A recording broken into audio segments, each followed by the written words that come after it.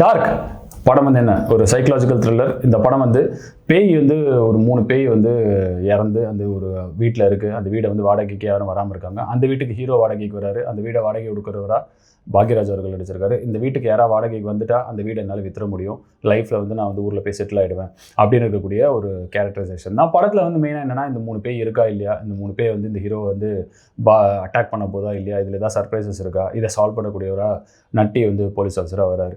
இதுதான் வந்து படம். எங்கே டிக் வாங்கும் எங்கே டிக் வாங்காது அப்படின்னு பார்த்துடலாம். டிக் வாங்குற இடம் வந்து நல்ல ஒரு இன்ட்ரெஸ்டிங்கான ஒரு என்கேஜிங்கான ஒரு ஸ்க்ரீன் பிளே ஃபஸ்ட்டு அதை தான் வந்து சொல்லணும். ஏன்னா நிறைய பேய் படம் இருக்குது, நிறைய விஷயங்கள் நடக்குது. இது என்ன இன்ட்ரெஸ்டிங் என்கேஜிங்காக கொண்டு வந்துட போகிறாங்கன்னா வந்து திடீர்னு டிவியில் வந்து டிஸ்கனெக்ட் பண்ணி எடுத்து வச்சாலும் டிவியில் வந்து ஒரு முக்கியமான ஒரு பாட்டு வந்து ப்ளே ஆகுது.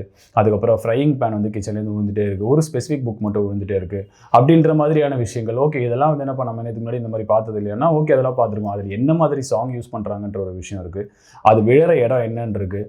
அதே மாதிரி வந்து எங்கெங்கெல்லாம் த்ரில் ஃபேக்டர் ஒரு 13 நிமிஷத்துலையா இருக்கட்டும், ஒரு 35 நிமிஷத்துலையா இருக்கட்டும், இந்த மாதிரி மாற்றி அங்கங்கே வந்து ஒரு டிஃப்ரெண்ட்டான ஒரு வே ஆஃப் ஒரு ஸ்கேர் வந்து கொடுத்துருக்காங்க. ஒரு பணத்தை வச்சு அதில் எப்படி ஃபியர் கொண்டு வர முடியும் அப்படின்ற விஷயமா இருக்கட்டும், மொபைலோட வைப்ரேஷனில் எப்படி ஃபியர் கொண்டு வர முடியுங்கிற இருக்கிற விஷயம், இதெல்லாம் வந்து நோட்டிசபிளாக இருக்கக்கூடிய விஷயம். ஸோ ஸ்க்ரீன் பிளே கண்டிப்பாக வந்து டிக் வாங்குற இடம். அண்ட் ஆக்டிங் பர்ஃபார்மன்ஸ் அஜய் அவர்களாக இருக்கட்டும், இல்லை வந்து பாக்யராஜ் அவர்களாக இருக்கட்டும், பொண்ணு கேரக்டர் லஞ்சனா வந்திருக்காங்க அவங்களா இருக்கட்டும், எல்லாமே வந்து ரொம்ப அழகாக வந்து ஒரு பிலீவபிலிட்டியை வந்து கொடுத்துருக்காங்க. அந்த லேடி ஹீரோயின் கேரக்டர் வந்து ரொம்ப சைலண்ட்டாகவே இருப்பாங்க. நிறைய பேர் வந்து ஓகே இது ஜஸ்ட் அனதர் கேரக்டர் தானே அப்படின்னு நினைப்பாங்க. இல்லை அவங்களுக்கும் வந்து ஒரு பர்ஃபார்மன்ஸ் இருக்குது அப்படின்ற மாதிரி அது ஒரு சீக்வன்ஸில் வச்சுருக்காங்க. ஸோ ஆக்டிங் வைஸ் எல்லாமே ரொம்ப நல்லா பண்ணியிருக்காங்க.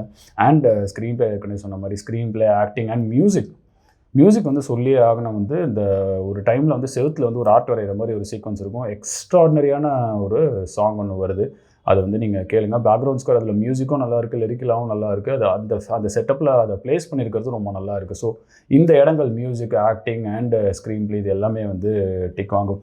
டிக் வாங்காத இடம் ஏதாவது இருக்கா அப்படின்னா வந்து க்ளோஷர். என்ன வந்து பேய் படமாக இருந்தாலும் அதுக்கான ப்ராப்பரான ஒரு க்ளோஷர் இருக்கணும். ஒரு ஹீரோன்னு காமிக்கிறீங்க, அந்த ஹீரோ ஒரு ஸ்டேஜில் இருக்காருன்னா அந்த ஸ்டேஜோட என்ட்ரி என்ன, எக்ஸிட் என்ன அப்படிங்கிற விஷயங்கள் காமிக்கணும். அவர் சர்வைவ் ஆகிறதா இல்லையான்னு அந்த இடங்களில் வந்து கொஞ்சம் அப்ரப்டாக முடிச்சிருக்காங்களோ அப்படின்னு தோணக்கூடிய ஒரு இடம் இருக்கும். அங்கே வந்து நிறைய பேருக்கு டிக் வாங்காமல் போகலாம். இன்னும் கொஞ்சம் பெட்டரான ஒரு எண்டிங்காக வந்து கொடுத்துன்னு இருந்திருக்கலாம்.